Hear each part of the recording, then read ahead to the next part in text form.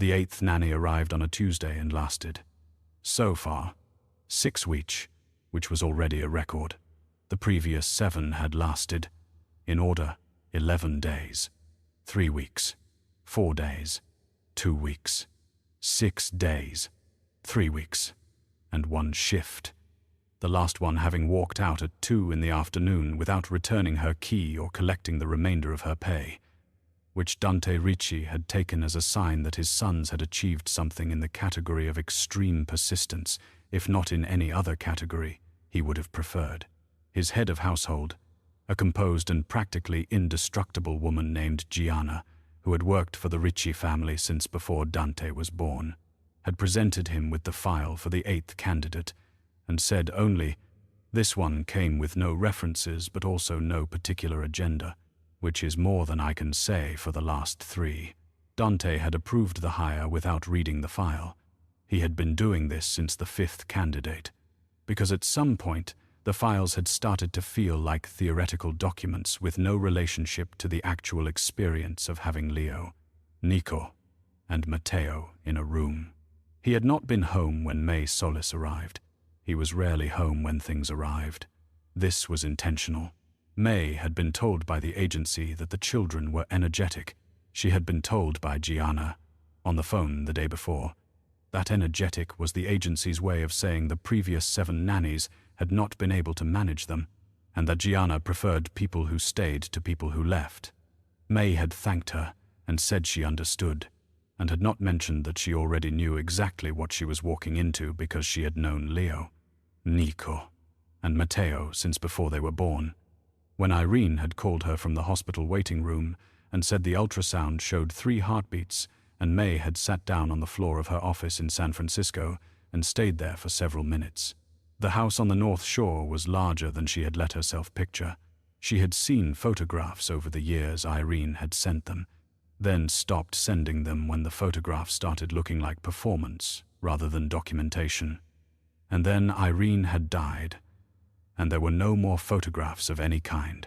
Mae stood on the front steps for a moment with her bag over her shoulder and looked at the house and thought about what it meant to be here, and concluded, as she had been concluding for 2 years, that it did not matter what it meant because she had promised, and the promise was the only thing that was not complicated. The door opened before she knocked. Gianna, 70 years old, and with the bearing of someone who had managed the households of difficult men for 50 of them, looked at Mae with the direct assessment of a person who had interviewed many people and had learned to complete the relevant evaluation in the first 30 seconds. Mae stood still and let herself be assessed. "You're younger than your file says," Gianna said. "The file says 28. You look younger."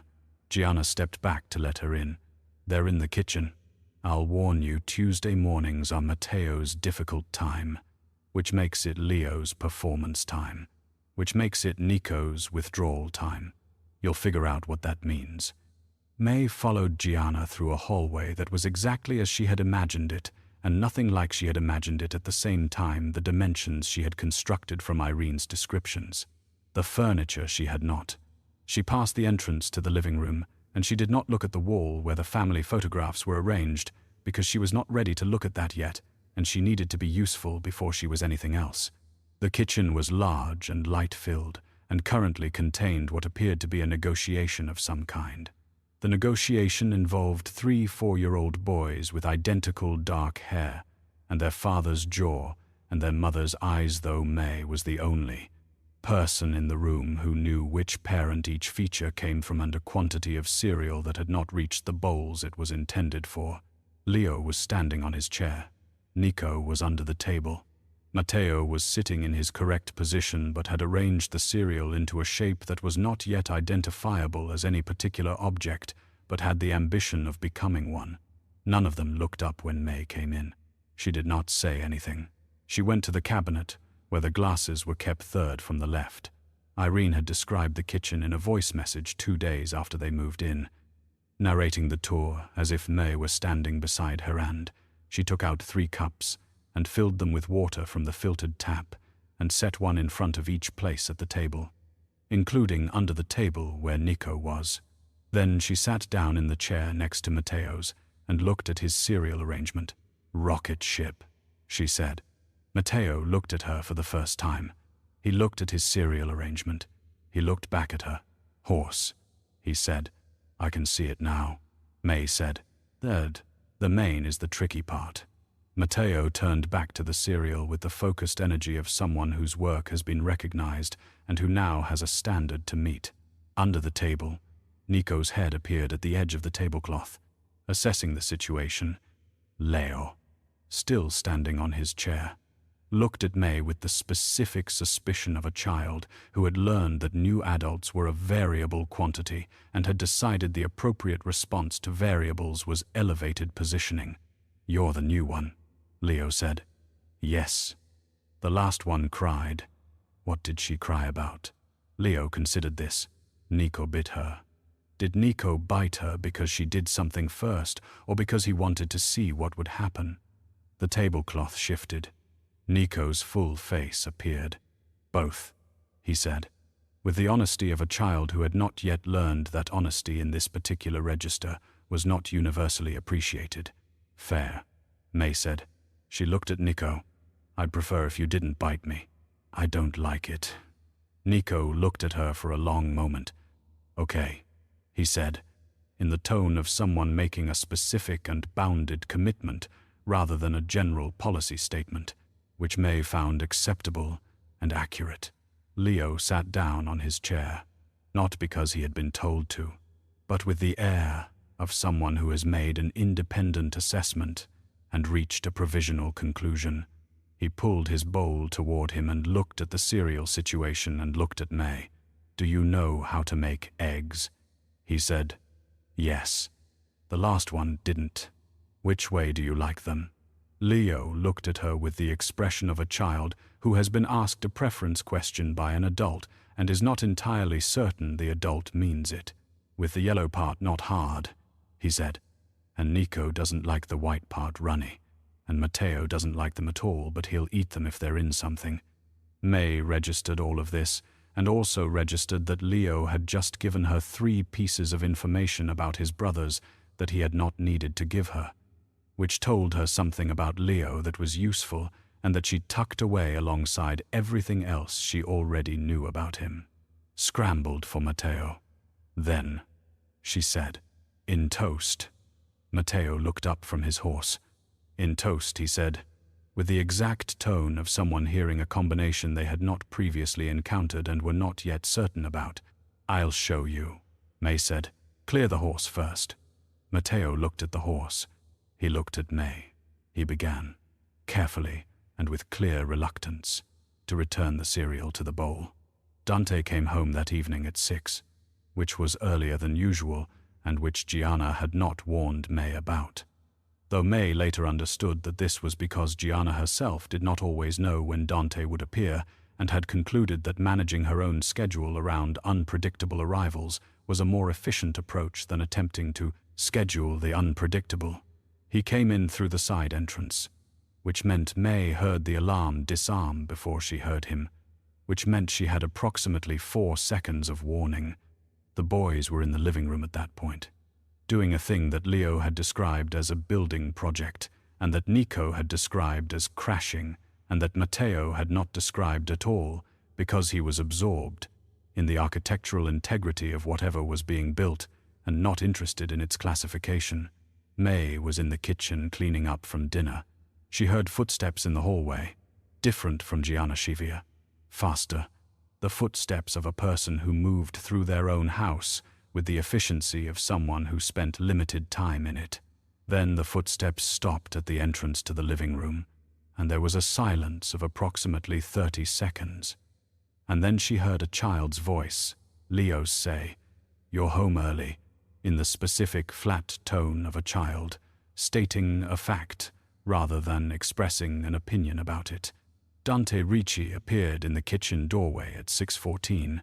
He was 37 years old and looked it in the way that men looked their age when they had been doing hard things for a long time, not worn, but settled into a version of themselves that had been arrived at through pressure rather than comfort. He was taller than she had expected from photographs. which were always imprecise about height. And he looked at her with eyes that were darker than his son's, and with an expression that was not unfriendly and not friendly, and was primarily the expression of a man assessing a new element in a known environment. "You're the new one," he said. "Mae," she said.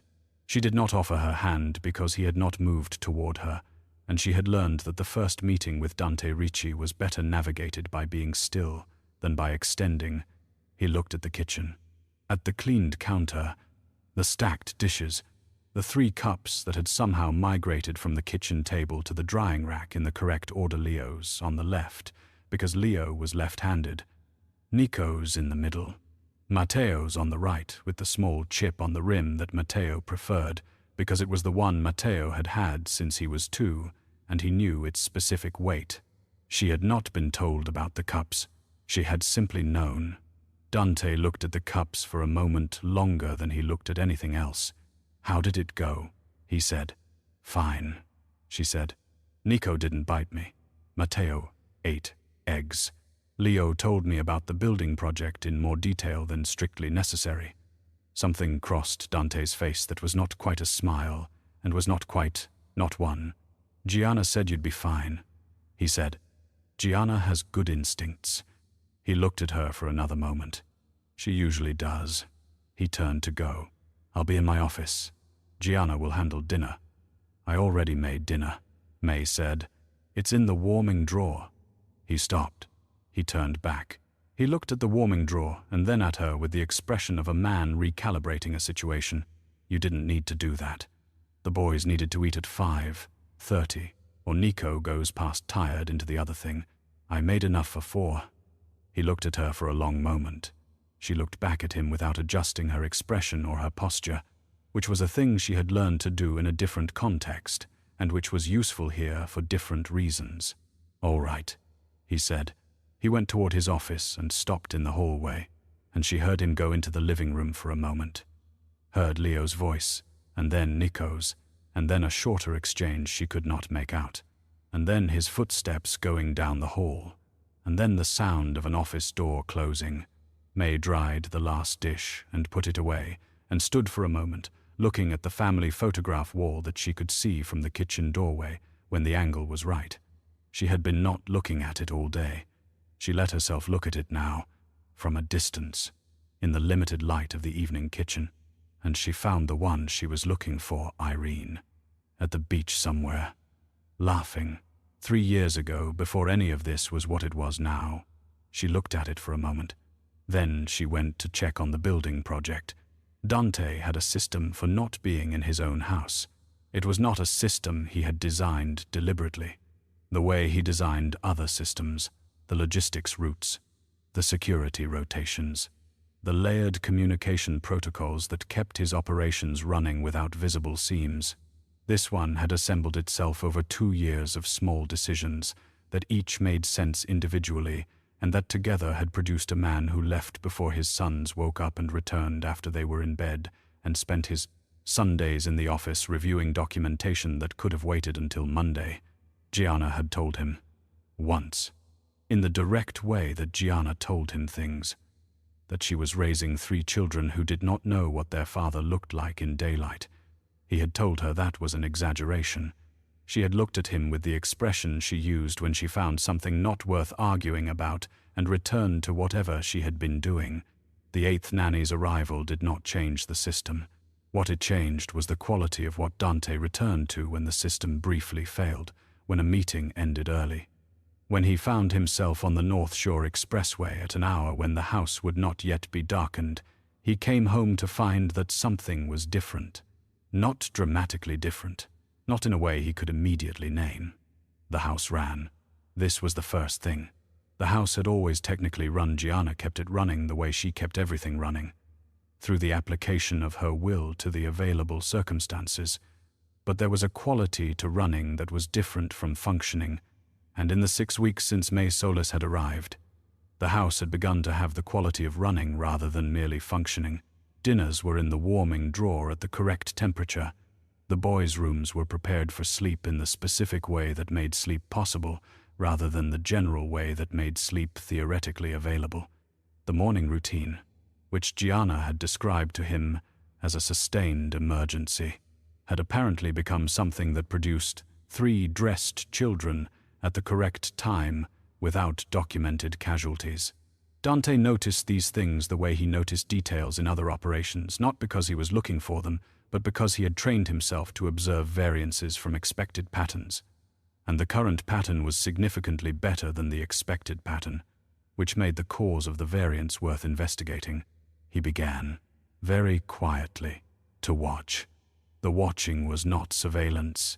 In the technical sense, he did not install anything new, did not redirect the existing security system toward her specifically, did not ask Berto to run anything beyond the standard background check he had requested in the 3rd week, when his professional instinct had finally overridden his fatigue with the hiring process.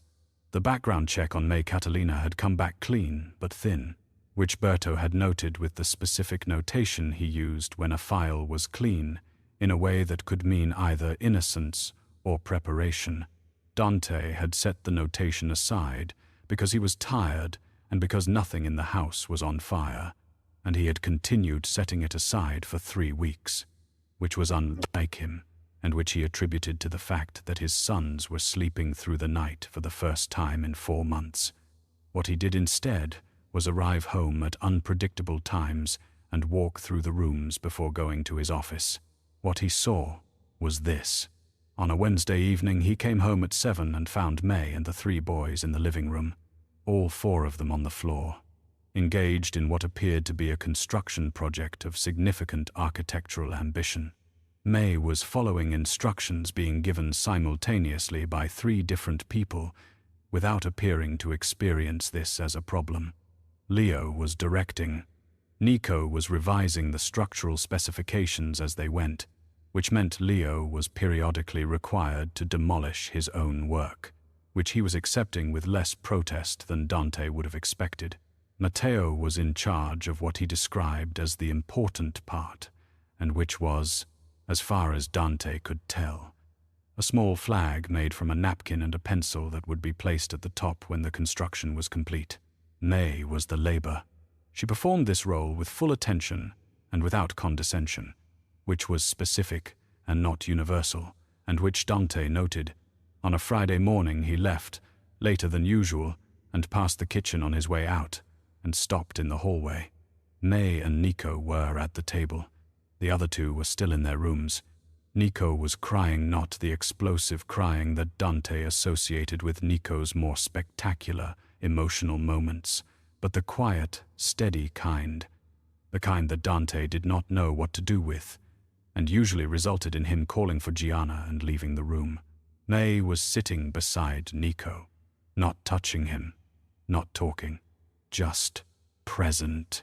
Present in the specific way of someone who has learned that some kinds of crying needed company rather than solution. After approximately 2 minutes, Nico's crying slowed. Mae said something Dante could not hear. Nico nodded. Mae got up and made toast, and Nico watched her do it, and when the toast arrived, he ate it. Dante left for work. He thought about the 2 minutes all morning. On the following Tuesday, he arrived home at 10:30 at night, which was later than usual even by his standards, and he heard, from the hallway outside the kitchen, Mae's voice. She was not talking to the boys. They would have been in bed for 3 hours by then. She was on the phone, speaking in a low voice, and the phone call appeared to be in the process of ending because she was saying the kinds of things people said at the ends of phone calls. He caught one sentence before he moved past the doorway. "I think it's going to be all right," she said, in the voice of someone trying to convince themselves as much as whoever they were talking to. He did not stop. He went to his office and stayed there until 1 in the morning, and then went to bed and lay there for a while thinking about the particular quality of a person who says, "I think it's going to be all right," as though they are not sure. The thing Berto's background check had not found was a pattern of information that should have existed but did not. Mae Solis, that was her name. And Berto had flagged the possibility that Catalina was a middle name rather than a surname, which was a specific kind of discrepancy that meant either clerical error or deliberate misdirection, was 28 years old with a work history that was consistent and unremarkable, and a social presence that was thinner than a person of 28 should have had, as though she had at some point made a decision to be less visible than she had been before. There were no gaps in the employment record and no inconsistencies in the documents, which was exactly what a carefully prepared false identity looked like, and also exactly what a person who had simply lived a quiet life looked like. And Berto had told him he could not distinguish between the two without more information. What there was, which Berto had included at the bottom of the report without commentary, was a record of a single property search in Chicago, 6 weeks before Mae's first day, in the North Shore area. The property searched was the address of Dante's house. Dante read this 3 times. Then he put the report in his desk drawer and went downstairs. The boys were having breakfast. It was a Saturday, which meant Dante was nominally present, which was the category of presence he managed on Saturdays physically in the house, intermittently in the kitchen, available in the specific sense of a person who could be located if required. Mae was at the stove. Leo was telling a story about something that had happened at the park on Thursday, involving a dog and a lost shoe. The two events apparently connected by a chain of causality that Leo found significant and that Dante was having difficulty following because Leo told stories the way he did everything, at a pace and with a density of detail that assumed total attention from the listener. Matteo was eating. Nico was listening to Leo's story with the expression he used when he was filing information for later use. Mae was making pancakes and listening to Leo with what appeared to be genuine attention. At one point she said, "Wait, whose shoe?" without looking away from the stove, and Leo, delighted by the question, backed up 3 minutes in the narrative to clarify. Dante sat down at the table. Nobody appeared particularly surprised by this. Matteo looked at him and then at the empty place in front of him, and then at Mae's direction. In the specific visual sequence of a child who has learned to solve problems by identifying who in the room has the information required, Mae set a plate in front of Dante without being asked. Pancakes. Slightly thicker than the boys, because she had apparently noticed that Dante, on the occasions he was present for breakfast, did not eat them when they were thin. He had not told her this. He looked at the plate. He looked at the back of her head as she returned to the stove. "Mae," he said. She turned. "How did you know about the shoe?" he said. This was not what he had intended to say, but it was what came out. Because Leo's story was still in the air, and the question was a way of entering a conversation that was not the conversation he had brought downstairs with him. Mae looked at him with the specific expression she used when she was deciding how much of something to say. "Leo told me about the dog on Thursday," she said. "The shoe, I'm inferring." Leo pointed at Mae with his fork. "She always does that," he said, to Dante, in the tone of a person sharing an important piece of information about someone they respected. Dante looked at Leo. He looked at Mae. He picked up his fork and ate his pancakes and listened to the rest of the story. And when Leo finished and Nico offered a revision of the sequence of events, and Matteo contributed a single observation about the structural improbability of the shoe's location, he found that the kitchen had been occupied for 40 minutes without him noticing the time pass, which had not happened to him in a room with his children in as long as he could reliably remember. He noticed this and filed it without examining it. But in the afternoon, when the boys were resting and Mae was doing something in the garden, and the house was in the particular quiet of a Saturday afternoon, he took the background check report out of his desk drawer and read the property search notation again, and he sat with the fact of Ita woman who had searched his address 6 weeks before arriving at it, and he thought about what she was hiding and whether it was something he needed to know before he was ready to find out. He concluded that he did not yet know the answer to that question, which was unusual, because he usually knew the answer to that question. He put the report back in the drawer. He left the office. He went to where the sound of his sons was coming from and stood in the doorway of the room where they were for a few minutes without going in, and then he went back to his office. And that was Saturday. He confronted her on a Monday, which was the day after Saturday, with one day between them that he had spent in his office doing work that he could have done on Saturday if Saturday had not been occupied by pancakes and Leo's story, and 40 minutes he had not accounted for. He waited until the boys were down for their afternoon rest, which happened at 2 and lasted until 3:30, if Mae managed it correctly, and until 2:15, if she did not, and which had apparently been lasting until 3:30, consistently for 4 weeks. A fact Gianna had reported with the specific satisfaction of someone who has watched a problem be solved by a person who was not her. Then he went to the kitchen where Mae was doing the kind of midday kitchen work that sustained a house with 3 4-year-olds in it prepping snacks, organizing, the ongoing maintenance of a space that was used continually slammed. He sat down at the table. She looked at him. She continued what she was doing. "I want to ask you something," he said. "All right," she said. "Your name." She set down the container she was holding. She turned and looked at him with the expression he had seen her use before when she was deciding how much of something to say. Except this time the decision appeared to take longer than usual. "My name is Mae," she said. "Mae is accurate. Mae Catalina. Oppose. Catalina is my middle name. What's your last name?" She looked at him steadily. He looked back. This was a category of conversation he had conducted many times in many rooms with many people, and he was good at it in the specific way of someone who had learned that silence was a more effective tool than pressure. He waited. "If I tell you my last name," Mae said, "you'll run it and find things that will make you make a decision before you have enough information to make it correctly." He looked at her. This was not the answer he had expected, which was itself information. The answer he had expected was denial or deflection, or a version of the truth that was true in the specific sense of containing no technically false statements, while omitting what mattered. Mae had done none of those things. She had told him exactly what the situation was, in direct language, without performing anything around it. "Tell me why you're here," he said. "I'm here because your sons needed someone, and I was available, and I am good at this." She did not look away. "Both of those things are true. What's the third thing?" She was quiet for a moment. "There is a third thing," she said. "I'm not ready to tell you what it is yet. I'm asking you to let me keep doing my job until I am. You're asking me to trust you. I'm asking you to look at the last 6 weeks and make a decision based on what you've seen rather than on what a file says."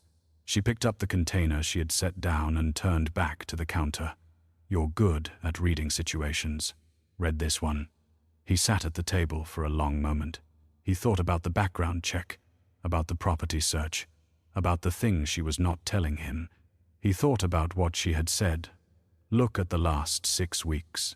He had been looking at the last 6 weeks. He had been doing almost nothing else. "If you're here to cause harm to my sons or to my household," he said, "I will find out, and what comes after that won't be a conversation." "I know that," she said. Her voice was entirely even. "I'm not here to cause harm to anyone in this house." He looked at her back. "I'll give you 2 weeks," he said. "Tell me before then." She nodded once. He left the kitchen.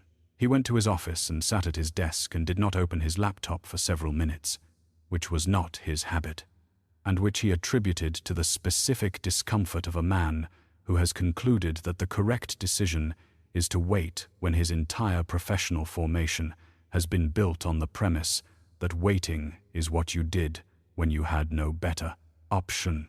He had better options. He was choosing not to use them. He was not entirely sure why. The song happened on a Thursday.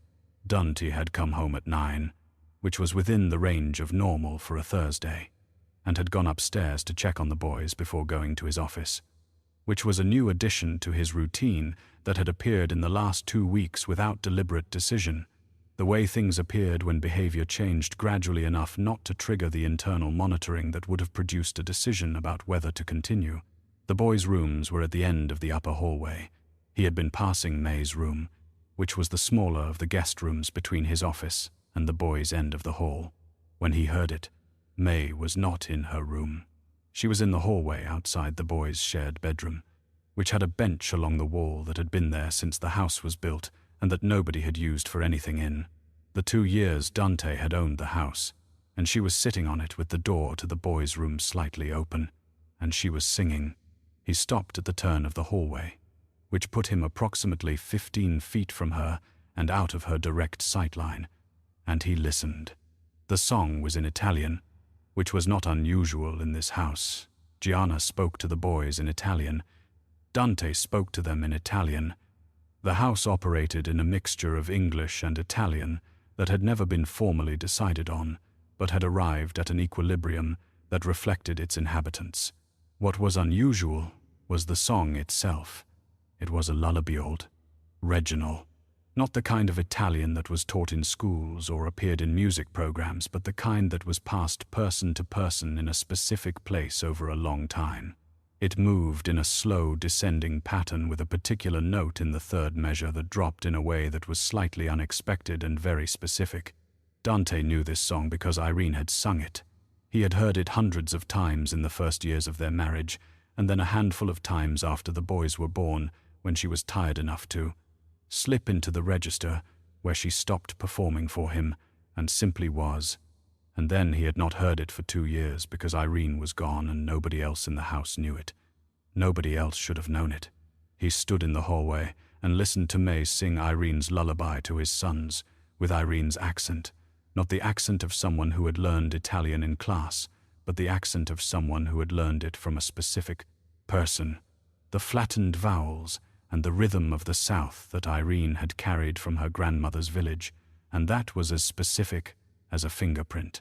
He stood there for the duration of the song. When it ended, there was a silence of perhaps 30 seconds, and then he heard, from inside the room, one of the boys say something he could not hear, and Mae's voice answer, low, and then nothing. He turned around and walked back down the hallway the way he had come. He went into his office and closed the door and sat at his desk and did not turn on the light. He sat in the dark for a long time. There were not many people in the world who knew Irene's lullaby. He could count them Irene's mother, who was 76, and in Calabria, Irene's sister, who had not spoken to Dante in 18 months, a handful of cousins and childhood friends, and one person Irene had mentioned sometimes, not often, in the casual way that people mentioned someone who was woven so thoroughly into the fabric of their life that they came up naturally. In the telling of ordinary things, a person named Mae, who had been Irene's closest friend in college and afterward, and who Irene had not, in the last year of her life, spoken to as often as she had before, because the last year of her life had been occupied with things that made the maintenance of friendships difficult. Dante had never met Mae. He had seen a photograph once, at an event early in the marriage, a group of Irene's college friends at some reunion or celebration, and he had not looked at it carefully because it had not seemed like something that required careful looking at. He sat in the dark office and thought about the property search 6 weeks before Mae's arrival. He thought about the things she knew that were not in any file. He thought about her accent in Italian, which was not her accent in English, which was California flat with no particular regional weight. He thought about the answer she had given him in the kitchen. You'll run it and find things that will make you make a decision before you have enough information to make it correctly. She had been right about that. He was making a decision right now, in this dark office, and he did not yet have enough information to make it correctly. And what he had instead was a lullaby hanging in the air of his hallway, and 3 sons who were sleeping in their room because a woman had sat outside their door and sung them to sleep with their mother's voice. He did not call Berto. He did not open his laptop. He sat in the dark for an hour, and then he went to bed, and he lay there for another hour. And when he finally slept, it was the kind of sleep that happened when a person has stopped fighting something they were not going to win. In the morning, the house was the same as it always was in the morning now, which was to say it was running, which was to say 3 boys came downstairs at 7:15, dressed and not bleeding, and Mae was in the kitchen, and the coffee was made, and Gianna was moving through the house doing whatever Gianna did. And Dante stood in the doorway of the kitchen for a moment before anyone saw him and looked at the back of Mae's head and thought about all the things he did not yet know and all the things he times had suspected, and the 2 weeks he had given her that were now 9 days. "There's coffee," Mae said, without turning around. He came into the kitchen and poured himself a cup. He sat at the table. Leo, appearing from the direction of the stairs, at a pace that suggested important news, stopped at the kitchen entrance and took in the configuration of adults and recalibrated his arrival for an audience. "The building fell down," he announced. "Which building?" Dante said. "The Tuesday one." Leo came to the table and sat down with the gravity of a person reporting a significant event. "Nico says it was the foundation. I think it was the roof. What does Matteo think?" Leo considered this. "Matteo says it doesn't matter because we're going to build a better one."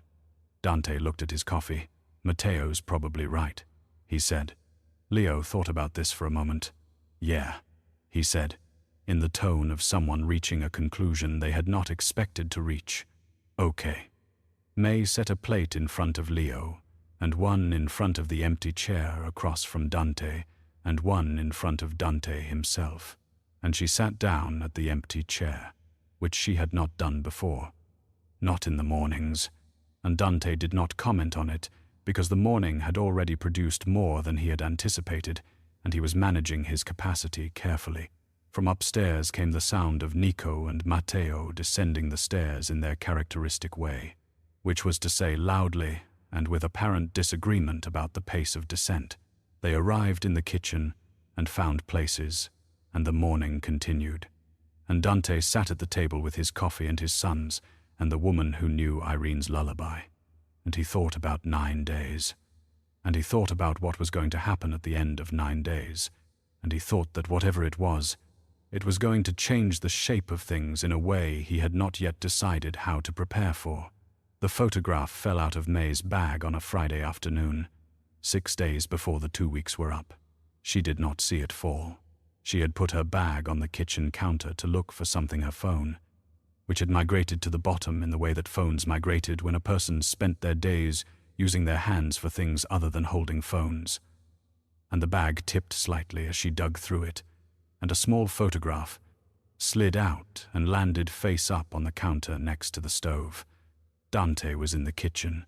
He had come in for coffee, which he did sometimes in the late afternoons now, in the window between his office work and the boys' dinner hour. A window that had not existed as a concept in his schedule 4 weeks ago, and that had since become something he moved toward without deciding to. He was standing at the coffee maker when the photograph fell, which meant he was 3 feet from it and facing the counter, which meant he saw it before she did. He looked at it for perhaps 2 seconds before Mae registered the silence and turned. In the photograph, 2 women were standing in front of what appeared to be a lake somewhere. Summer. The light at the angle of late afternoon. They were both laughing at something outside the frame. The woman on the left was Mae, younger by perhaps 3 or 4 years, her hair longer, her face with the specific openness of someone who has not yet spent 2 years carrying something heavy.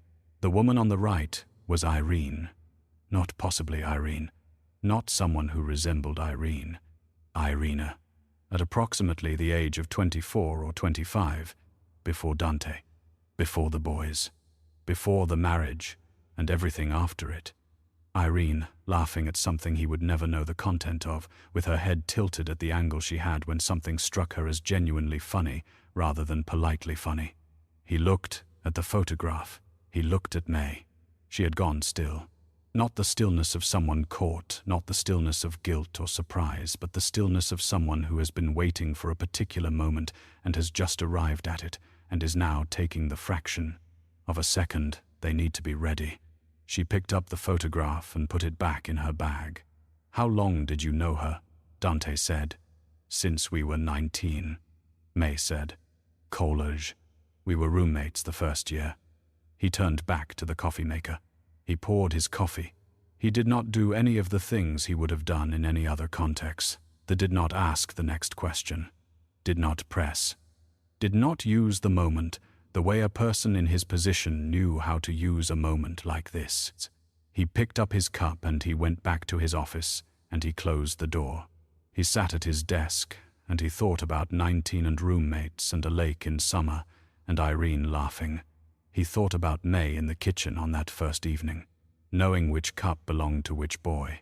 He thought about Nico's quiet crying and Mae sitting beside him without touching him, which was what Nico needed and which was not in any file and which a stranger would not have known. He thought about Matteo's horse made of cereal, which Mae had recognized before Matteo said what it was. He thought about Leo giving her 3 pieces of information about his brothers without being asked. He sat at his desk for a long time. Then he called Berto. Mae Solis, he said. Full search. Berto called back in 40 minutes. A life in San Francisco. A degree in early childhood development. 7 years in pediatric educational settings. No criminal record. No affiliations. And one thing, not in the original check, a photograph in a 3-year-old social media post, since made private but recoverable, showing Mae Solis at a birthday party with a woman identifiable as Irene Moretti. At approximately the time of Dante and Irene's marriage, he thanked Berto and ended the call. He sat in his office until he heard the boys come downstairs for dinner, heard Mae's voice and Leo's voice, and the particular sound of Nico and Matteo negotiating something in the hallway, heard the kitchen come alive with the ordinary sounds of an evening that was running. He sat through all of it. Then he went downstairs. He did not tell Mae that he knew. Not that evening. Not the next morning. He ate breakfast with his sons on Saturday, and he watched Mae across the table, and he thought about what it meant that she had been here for 7 weeks, and had not told him, and had not, as far as he could determine, done anything with the access she had except use it to take care of 3 children who needed to be taken care of. He thought about what it cost a person to be in a house full of a friend's absence and not say anything about it. On Saturday afternoon, while the boys were in the garden with Gianna, he found Mae in the living room. She was dusting the shelves near the family photographs, which she did every Saturday, which Dante had noticed because she was careful about the photographs in a way that was different from how she was careful about other things in the house. She handled them the way people handled things that mattered to them personally, not the way people handled things they were being paid to preserve. She was currently holding the beach photograph, the one he had looked at from the kitchen doorway on her first evening, Irene at the beach, laughing, 3 years ago. He came into the room. She heard him and turned and looked at him with the expression he now recognized as her real expression, the one she wore when she had stopped performing anything and was simply present with whatever the moment required. He sat down on the couch. He looked at the photograph in her hand. "Tell me about that day," he said. Mae looked at the photograph. She looked at him. She understood immediately what he meant, which told him she had been expecting something like this for a while and had not run from it. She sat down in the chair across from the couch. "It was her birthday," Mae said. "Her 31st. We drove up to Michigan, just the 2 of us, because the boys were with you, and she said she wanted one day that was just water and quiet." She paused. She brought champagne in a cooler in the back of the car, and she forgot glasses, so we drank it from the bottle, which she thought was embarrassing and I thought was the best possible way to drink champagne. Dante looked at the photograph. He tried to remember where he had been on Irene's 31st birthday, what had kept him away, and found he could not reconstruct it specifically, which was its own kind of information. She talked about the boys all day. Mae said, "She showed me probably 40 photographs on her phone. She stopped. She was so proud of them. She would tell me something Leo had done, and then tell me the same thing about Nico, and then the same thing about Matteo. Because she couldn't say something about one of them without saying the equivalent about all 3. A pause. She was like that about them. Equal in everything." Dante was quiet. He had known this about Irene, had seen it every day. The specific care she took to make sure each of the 3 felt individually seen, but hearing it, said by someone who had observed it from outside, was different from having lived inside it. It was the difference between knowing something and understanding what it looked like to someone else. "What did she say?" Dante said. "About me." Mae was quiet for a moment. She looked at the photograph in her hands, then at him, with the direct steadiness she brought to difficult things. "She said you were trying," she said. "She said she knew how hard you were trying and that she didn't always know how to tell you that she saw it." Pause. "She said she thought you both had the same problem, which was that you were each working so hard to be what the other person needed that you sometimes forgot to just be who you were with each other." He sat with this for a long time. Outside, through the garden windows, he could hear his sons Leo issuing instructions, Nico revising them, Matteo's occasional single-word contributions that somehow always ended the argument, Gianna's voice somewhere in the background, patient and permanent. "She asked me to do something," Mae said. "Before she died, she sent me a message. I have it still, I have it memorized." She looked at him. She said, "If anything happens to me, make sure the boys know I loved them. Not in the way where someone tells them once, in the way where they know it, like they know their own names." She paused. "She knew you were doing your best. She also knew you were going to find it harder than anyone to say the things that needed to be said, because you had been trained your whole life to not say the things that needed to be said." Dante looked at the window, at his sons in the garden, running some version of the same construction and destruction project that had been ongoing for 7 weeks in various forms. "I should have told you who I was when I arrived," Mae said. "I know that. I used my middle name because I was afraid you'd say no before I could show you that I wasn't here to cause anything. I was just here because she asked me to be." She set the photograph down on the side table, carefully, face up. "I'm sorry for not being honest." He looked at the photograph on the table. He looked at his sons through the window. He sat in the living room of a house that had been running for 7 weeks in a way it had not run in 2 years. In a house where 3 boys were sleeping through the night and eating their meals and building things that fell down and building them again. In a house where someone was telling them the things he had not known how to say. 2 more weeks, he said. Mae looked at him. "Tell me something about her every day for 2 more weeks, he said. "Something they can keep." He paused. "After that, we'll figure out the rest." Mae looked at him for a long moment. Her face did something that was not quite a smile and was not quite not one something in the specific vicinity of relief that had been held off for too long and was arriving all at once. "All right," she said. He stood. He went to the garden door. He opened it. Leo looked up immediately, because Leo always looked up, and saw Dante and recalibrated the project for an additional participant. "We need someone who's good at foundations," Leo announced. Dante looked at the construction in progress, which appeared to be primarily a pile of sticks arranged with optimistic intention, and then at his sons, who were looking at him with the particular expression of people who have a specific task that requires exactly this person. "Show me what you have," he said, and went out into the garden, through the window. Mae watched from the living room. She watched Dante crouch down in the grass next to his sons, watched Leo begin an explanation of the structural requirements, watched Nico immediately revise it, watched Matteo put a stick in Dante's hand with the air of someone assigning a critical responsibility. She watched Dante turn the stick over in his hands and ask something she could not hear, and watched the 4 of them bend over the project together in the afternoon light. She thought about Irene's message, which she could recite from memory times if anything happens to me. "Make sure the boys know I loved them." She thought about 7 weeks and 3 boys, who now fell asleep to a lullaby they had never been taught by the person who knew it first. She thought about a man in a garden who had just asked her to tell him something about his wife every day for 2 weeks, which was not a small thing, which was perhaps the largest thing she had seen a person ask for without calling it what it was. She picked up the beach photograph from the side table and looked at Irene laughing in the late afternoon light.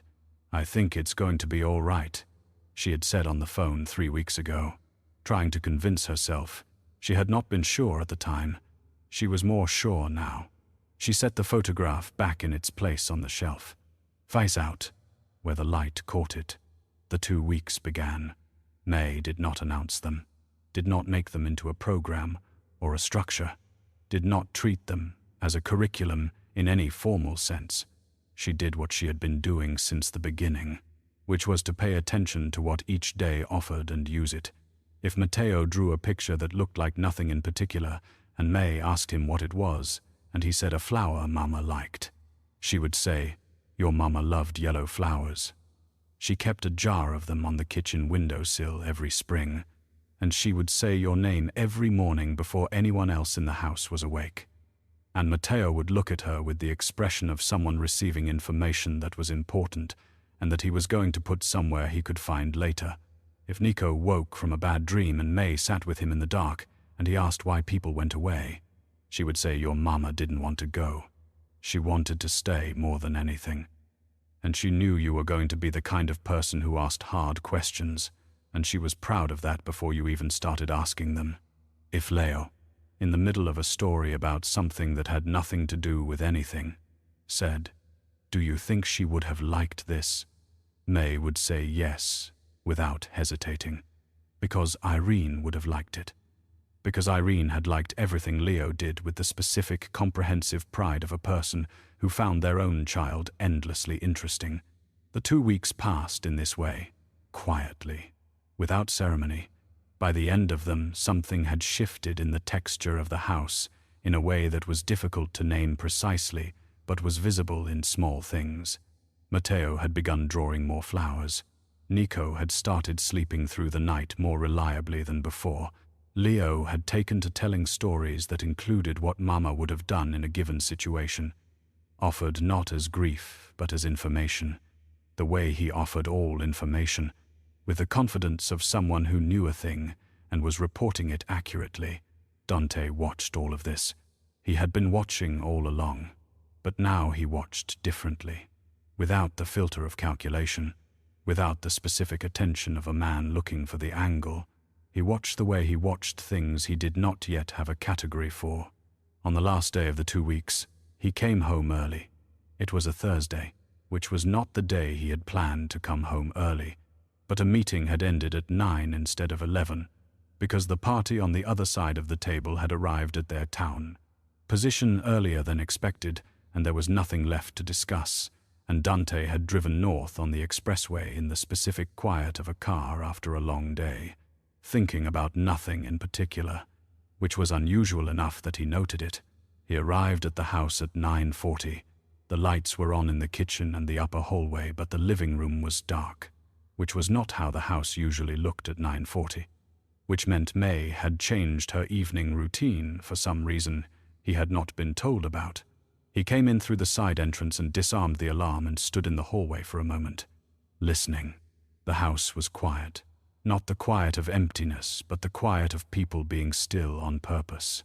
The specific, weighted quiet of attention being paid to something. He followed it to the kitchen. The kitchen door was partially open.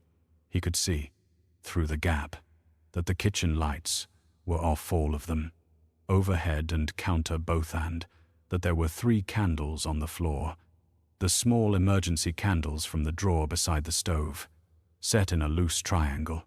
In the candlelight, sitting on the kitchen floor, were 3 4-year-old boys. Leo was on the left, Nico on the right, Matteo in the middle, and each of them was holding something. Leo had what appeared to be a small photograph. Nico had the stuffed rabbit from his bed, the one he had not taken outside his room since the week after Irene died, when he had stopped taking things out of his room for a while. Matteo was holding a yellow floera, real one, slightly wilted, from wherever Mae had found it at this hour. Mae was sitting in the center of the triangle, cross-legged on the floor, her back to the door. She was not singing. She was talking, in the low, even voice she used when she was telling the boys something she wanted them to keep. Dante put his hand on the door frame and stopped. She had this laugh. Mae was saying. You could hear it from 2 rooms away. She said it was embarrassing, but I think she was proud of it. Actually, she laughed the way people do when they've stopped worrying about what they sound like. A pause. Your mama was brave like that. She was braver than she knew. Matteo held the yellow flower up slightly, as though presenting it to something. Leo looked at his photograph with the focused expression he brought to things he was memorizing. Nico leaned his head against the stuffed rabbit and listened. She used to say your names, Mae said, even before you were born, when she didn't know yet what she was going to call you. She would talk to you. She would say, good morning. Small ones. Good morning. She said it every morning. She said you deserved to know someone was glad you were there even before you arrived. A pause. She was glad. She was so glad. Nico made a small sound, not crying something smaller than crying. The specific sound a person made when something true arrived in them. Mae put her hand on his back, very gently, and kept talking. She asked me to make sure you knew, Mae said. That's why I'm here. Not because anyone told me to come, because she asked me to, and because she was my person and I don't say no to my person. Another pause. She said, tell them in the small ways, the ones that stick. Tell them in the morning and before bed, and in the middle of the day when they don't expect it. Tell them until they know it, like they know their own names. Dante stood in the doorway of his kitchen and did not move. He had been a person, for 2 years, who had managed his grief by keeping it orderly, by containing it in the hours between midnight and 4 when the house was at its quietest, by converting it into productivity during the day, by giving his sons every material thing a child could need, and most of the structural things and the one thing they needed most, which was to hear their mother's name said by someone who loved her. He had not been able to give them because he had not known how to say it without the rest of it coming apart. He had spent 2 years building the architecture of a house that ran. The house was running. His sons were sleeping.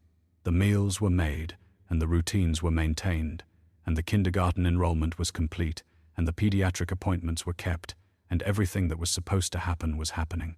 And 3 children were sitting on the kitchen floor in candlelight holding a photograph and a rabbit and a yellow flower, while someone told them their mother had said good morning to them before they were born. He did not say anything. He could not say anything. There was nothing in his catalogue of available responses for what was in front of him, not the register he used for difficult negotiations, not the register he used with Gianna, not even the register he had developed over the past 2 weeks, for the conversations at breakfast where Mae would say something that placed Irene precisely in a moment, and he would receive it and file it and carry it through the rest of the day. His eyes were not dry. He was aware of this and did not attempt to address it. Mae turned her head slightly. The peripheral awareness of someone who keeps track of their environment, even while occupied with something else. And she saw him. She did not stop. She did not startle or apologize or adjust. She held his gaze for a moment and then she turned back to the boys and said, in the same low, even voice, your mama used to say that the people we love don't really go. They change address. They move somewhere we can't visit yet, but they can see us, and she can see you right now. She sees you every day. Matteo held the yellow flower up a little higher. Dante remained in the doorway. After a moment, Mae looked back at him again, and this time she said nothing, which was correct, because there was nothing she needed to say, and nothing he was capable of hearing that would have been an improvement on the silence. He looked at his sons, at Leo holding a photograph of Irene that Mae had given him from her own collection, at Nico with the rabbit he had not taken out of his room in 2 years, at Matteo with the yellow flower. After a long moment he walked into the kitchen and lowered himself to the floor, which required some negotiation with a body that was not accustomed to sitting on floors. And he sat down in the space that remained in the triangle. Leo looked at him and made the specific small adjustment of a child accommodating an additional person without breaking the atmosphere of the moment, which was one of the most considerate things Dante had ever seen a 4-year-old do. Nico leaned slightly in his direction, not quite touching. Matteo offered the yellow flower. held out with both hands, and Dante took it. Mae looked at him. "Tell me something else," he said. His voice came out differently than he intended, lower, less even, with something in it that he would not have permitted in any other room with any other person. Mae looked at him for a moment, then she looked at the candles, and at the three boys, and at the dark kitchen around them, and she said she was afraid. At the end, not of what came next, she was always better at that kind of faith than I was. She was afraid you'd be alone with it. She said, "I don't know how to tell him. I know he'll be okay, because he won't believe me. But I know it anyway. He'll figure it out. He always figures it out." A pause. She said she married you because you were the only person she'd ever met who worked as hard at loving someone as she did. The kitchen was very quiet. The candles moved in some small current of air from the window, and the shadows moved with them. And Leo leaned against Dante's arm, with the unconscious weight of a child who has decided that a person is safe. And Dante sat on the floor of his kitchen and held a yellow flower and did not say anything for a long time, and neither did anyone else. And the quiet was not the quiet of absence, but the specific full quiet of a room that contains exactly what it needs to contain. After a while, Nico said, "I'm hungry." Mae made a sound that was not quite a laugh, and was close enough to one that the room accepted it as one. Dante looked at the ceiling for a moment, and then looked at his sons and said, "All right, what do we have?" "Eggs," Leo said, with the authority of a child who knows the kitchen. "Eggs," Dante said. He looked at Mae. She looked at him. He stood up and held out his hand, and she took it, and he pulled her to her feet in the way of something that was practical, and also, not only practical, and she did not let go of his hand immediately when she was standing, and he did not let go of hers. "I can scramble," Mae said. "I know how to scramble eggs," Dante said. "I know you do," she said. "I've seen you do it on Saturdays." He looked at her, "In toast for Matteo." "Obviously," she said. They stood in the kitchen, the two of them, with three children rearranging themselves on the floor and negotiating the terms of a late-night egg situation, and the candles still burning in their small triangle. And somewhere in the house, the ordinary sounds of an evening that was running, and Dante let go of Mae's hand to get the eggs from the refrigerator.